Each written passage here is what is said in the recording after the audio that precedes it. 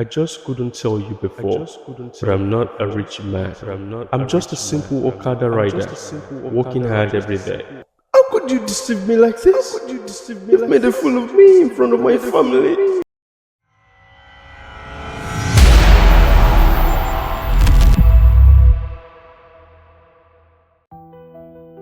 Amina rushes out of the mosque, her heart heavy with confusion and hurt. She paces outside, struggling to calm down.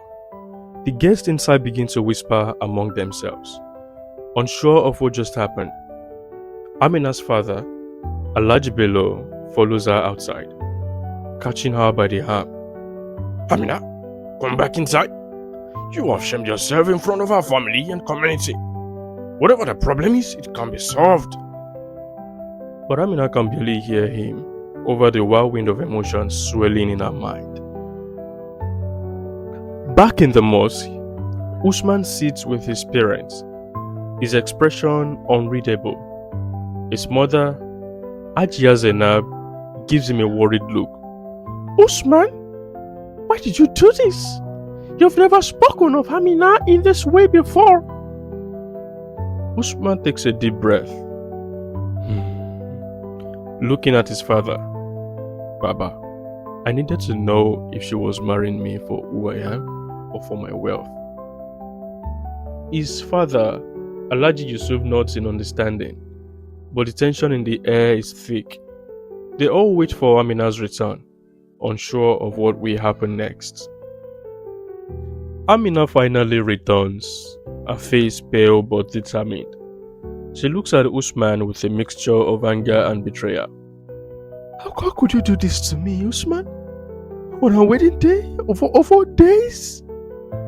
Usman stands, his voice calm but firm. I had to know, Amina. If we are to build a life together, it must be based on trust, not wealth. The guests murmur in disbelief as the couple faces off in front of everyone. Amina, now visibly shaken, takes a step back.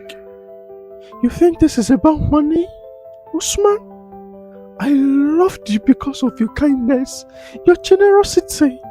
I didn't care about your wealth. Her voice trembles as she speaks. Her emotions raw. Usman looks at her, trying to gauge her sincerity. Then why did you react this way, Amina? Why did you walk out? Amina's eyes well up with tears. Because I felt humiliated. Usman, you made me look like a fool in front of everyone. Usman steps closer to her, his voice softening. Amina, I didn't mean to humiliate you. I needed to be sure that you would stand by me, whether I had wealth or not. But I see now that I went about it the wrong way. He reaches out for her hand, but Amina hesitates, still unsure of what to believe. So you're not poor? This was all the test? She asks, her voice barely above a whisper. Usman nods, a hint of regret in his eyes. Yes, it was a test, but I see now that trust cannot be tested in this way. Amina looks at him for a long moment, her emotions swelling. Slowly, she reaches for his hand, her voice steady. Usman, if we are to build a life together, it must be built on trust, not tests, not tricks. Usman nods, his grip tightening around her hand. You're right, Amina. I was wrong to test you this way. But if you can forgive me, I promise you I will never put you through something like this again. The tension in the room begins to dissolve as the couple stands united once more. The couple, now reconciled, turns to face their families and the guests. Usman's father, Alhaji Yusuf, steps forward. Today has been a lesson for all of us. Marriage is about trust, honesty, and love. Let this be the beginning of a new journey for Usman and Amina, built on these values. The guests nod in agreement, and the atmosphere in the mosque shifts from tension to celebration. As the couple prepares to continue with the reception, there's a sense of renewal in the air, a fresh start for their marriage.